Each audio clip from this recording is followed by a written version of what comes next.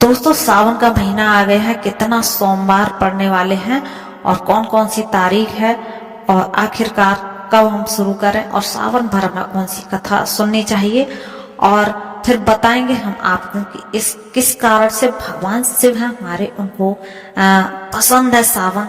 सबसे पहले हम इसी की बात करते हैं कि भगवान शिव को आखिरकार सावन इतना पसंद क्यों है, और उसके बाद हम बात करेंगे कि सावन में कितने सोमवार हैं और क्या है इसकी पूजा विधि। सबसे पहला सोमवार कब पड़ेगा, तो चलिए पहले बात करते हैं कि शिव को इतने सोमवार और सावन पसंद क्यों है, सावन का महीना। तो दोस्तों धार्मिक कथा के अनुसार भगवान शिव को सावन माह काफी प्रिय है, क्योंकि दक्ष की पुत्री जो माता सती थी, उन्होंने अपने जीवन को त्याग कर कई वर्षों तक शापित जीवन जिया था। इसके बाद वह हिमालय राज के घर में पुत्री के अवतार में जन्म लिया, जहां उनका नाम पार्वती रखा गया है। माता पार्वती ने भगवान शिव को पति के रूप में पाने का दृढ़ निश्चय लिया। ऐसे में माँ पार्वती ने कठोर तपस्या की, जिससे प्रसन्न होकर भगवान शिव ने उनके विवाह करने का प्रस्ताव जो स्वीकार कर लिया। इसके बाद सावन माह में ही शिव जी का विवाह माता पार्वती से हुआ था और सावन मास में भगवान शिव अपने ससुराल आए थे, जहां पर उनका अभिषेक करके धूमधाम से स्वागत किया गया था। इस वजह से भी सावन माह में अभिषेक का एक और दोस्तों कथा है कि पौराणिक कथा है कि सावन माह में ही समुद्र मंथन हुआ था। इस मंथन में हलाहल विष निकला, इस चारों तरफ हाहाकार मच गया। संसार की रक्षा करने के लिए भगवान शिव ने विष को नीलकंठ में मतलब अपने कंठ में धारण किया। विष की वजह से कंठ नीला पड़ गया और वो नीलकंठ कहलाए। विष का प्रभाव कम करने के लिए सभी देवी देवताओं ने भगवान शिव जल किया, जिससे उन्हें राहत मिली। इससे वे प्रसन्न हुए। तभी से हर साल सावन माह में भगवान शिव को जल अर्पित करने या उनका जल अभिषेक करने का रिवाज शुरू हो गया। दोस्तों आप भी नीलकंठ आ सकते हैं, हम तो कई बार गए हैं नीलकंठ। और पैदल का जो मार्ग है 12 किलोमीटर, उससे जाइए। जंगल का रास्ता काफी अच्छा होता है और सावन में काफी भीड़ भी आती है। बहुत ही खूबसूरत नज़ारा है और बहुत ही प्यारा मंदिर है। तो दोस्तों आप जरूर आइए नीलकंठ भगवान के दर्शन करने। और दोस्तों अब हम बताते हैं आपको कि सावन कब से शुरू है और कौन सा पहला सावन का सोमवार पड़ रहा है।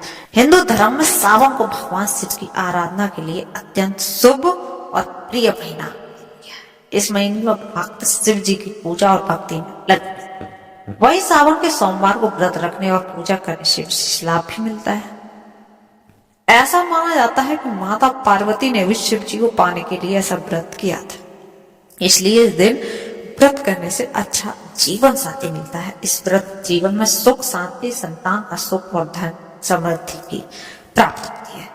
दोस्तों अब बात करते हैं इस बार इतने सावन के सोमवार है कितने। पंचांग के अनुसार साल 2025 में सावन का महीना जो है 11 तारीख से शुरू हो जाएगा। 11 ही तारीख को हम गुरु पूर्णिमा मनाएंगे, 10 या 11 को, मतलब 11 को हमारा जो है उदय तिथि है, तो 11 तारीख को मना रहे हैं। तो और उसी दिन से हमारे सावन शुरू हो जाएंगे। इससे पहले 10 जुलाई को आषाढ़ पूर्णिमा है, जो 10 जुलाई की रात में 1:36 से शुरू होकर 11 जुलाई को रात 2:06 वहीं अगर सावन के महीने की समाप्ति की बात करें तो आपको 9 अगस्त को सावन का महीना समाप्त होगा। 11 जुलाई से 9 अगस्त तक हमारे सावन चलेंगे। 14 जुलाई को पहला सोमवार, 21 जुलाई को दूसरा सोमवार और 28 जुलाई को तीसरा सोमवार और लास्ट सोमवार हमारा पड़ेगा 4 अगस्त के महीने में 4 तारीख को। तो दोस्तों अब बात कर लेते हैं पूजा विधि की। तो प्रातः काल आप सुबह उठ जाइए, स्नान करके और स्वच्छ वस्त्र धारण कर लीजिए। शिवलिंग पर जल या दूध चढ़ाकर अभिषेक कीजिए। उनका बेलपत्र, धतूरा, सफेद फूल, चंदन, भस्म और अक्षत भी चढ़ाइए। ओम नमः शिवाय या महामृत्युंजय जो मंत्र होता है उसका जप करिए। शिव पुराण या व्रत कथा पढ़िए और सुनिए। दोस्तों अब बात करते हैं मेन टॉपिक, बेल पत्र का महत्व क्या है। दोस्तों इसी टॉपिक के लिए हमने आज वीडियो बनाई है कि हमें समझ में आए कि बेल पत्र का क्या महत्व है और कौन से पुराण में क्या बात है। हिंदू धर्म में बेलपत्र का खास महत्व है। यह शिवद्रुम भी कहलाता है, इसका नाम है शिवद्रुम। भोलेनाथ को सर्वाधिक प्रिय बेलपत्र अत्यंत पवित्र माना जाता है। शिव के साथ ही शक्ति को भी यह काफी प्रिय है। बेल के पेड़ को संपन्नता और समृद्धि का प्रतीक माना जाता है। इसका आयुर्वेदिक भी बहुत महत्व है। बेल पत्र की 3 पत्तियां त्रिफलक आकार में होती हैं, जो भगवान शिव के 3 नेत्रों, त्रिशूल या त्रिदेव ब्रह्मा, विष्णु और महेश का प्रतीक मानी जाती है। इसके अलावा यह सत्व, रज और तम गुणों को भी दिखाती है, जिनका अर्पण भक्त के अहंकार और सांसारिक बंधनों से मुक्ति का दोस्तों इस बेल पत्र के महत्व का वर्णन बिल्वाष्टकम में मिलता है।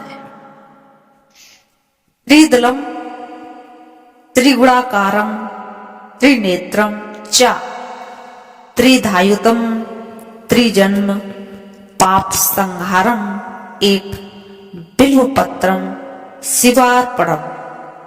यह 3 गणों से युक्त होने के कारण भगवान शिव को प्रिय है। इससे पुण्य फलों में बहुत वृद्धि होती है। दोस्तों दूसरी टॉपिक की बात करते हैं। स्कंद पुराण में बेल का क्या महत्व है। स्कंद पुराण में बेल वृक्ष के उद्भव का उल्लेख मिलता है, जिसके अनुसार माता पार्वती के पसीने की बूंदों से बेल वृक्ष है उसकी हुई है उत्पत्ति। धार्मिक कथा है जो उसके अनुसार एक बार माता पार्वती मंदराचल पर्वत पर तपस्या कर रही थी, तभी उनके मस्तक की पसीने की बूंदें गिरी, जिससे बेल का पेड़ उत्पन्न हुआ। माता पार्वती ने इस बिल्व वृक्ष का नाम दिया और कहा कि इसके पत्तों से भोलेनाथ की पूजा करने वाले भक्त की सभी मनोकामनाएं पूरी होंगी। बेल वृक्ष की जड़ों में गिरजा और राधा रानी, तने में महेश्वरी और शाखाओं में दक्षयायनी और फलों में कात्यायनी का वास करती है। यही नहीं, बेल वृक्ष के कांटों में भी कई शक्तियां वास करती हैं। अब सवाल यह है कि भोलेनाथ को बेल पत्र इतना प्रिय क्यों है। तो जवाब है कि बेल पत्र की शीतलता और शुद्धता भगवान शिव की रौद्र प्रकृति को शांत करती है। इससे त्रिफलक पत्ते शिव के त्रिनेत्र और त्रिशूल का प्रतीक होने के साथ साथ भक्त की भक्ति और समर्पण को भी दोस्तों दिखाते हैं। अब बात करते हैं दोस्तों, शिव पुराण में भी बेल पत्र का उल्लेख मिलता है। मान्यता है कि बेल पत्र अर्पित करने से पापों का नाश होता है और भक्त को शांति मिलती है। तो भोलेनाथ को प्रिय बेल पत्र सेहत के लिए बेहद फायदेमंद है। आयुर्वेद है जो हमारा, वो आयुर्वेद में बेल पत्र और इसके फल को औषधीय गुणों का खजाना माना जाता है। बेल के पत्तों और फल में vitamin C, vitamin A, calcium, potassium और फाइबर जैसे पोषक तत्व पाए जाते हैं। यह वात, पित्त और कफ तीनों दोषों को ठीक भी करता है। आयुर्वेदिक बताता है कि बेल पत्र में एंटी इंफ्लामेटरी और एंटीऑक्सीडेंट गुण होते हैं, जो पाचन तंत्र को मजबूत करते हैं और कब्ज जैसी समस्याओं से भी राहत देते हैं। बेल के पत्तों का रस मधुमेह के रोगियों के लिए भी लाभकारी होता है, क्योंकि यह ब्लड ग्लूकोज को कंट्रोल करता है। इसके अलावा बेल का पत्र इस्तेमाल त्वचा रोगों, सांस संबंधी समस्याओं और सूजन को कम करने के लिए भी किया जाता है।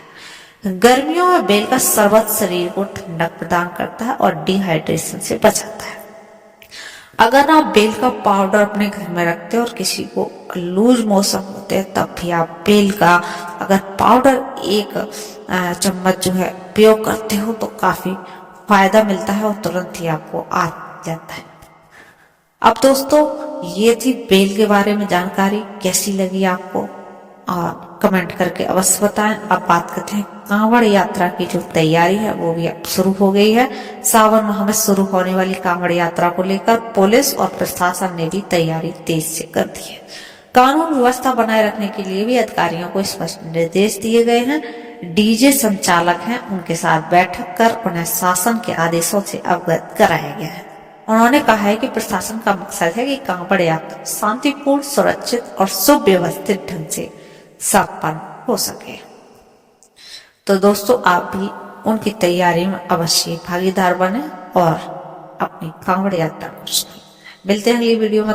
चैनल पर नए हो, फेस्टिवल अपडेट चाहते हो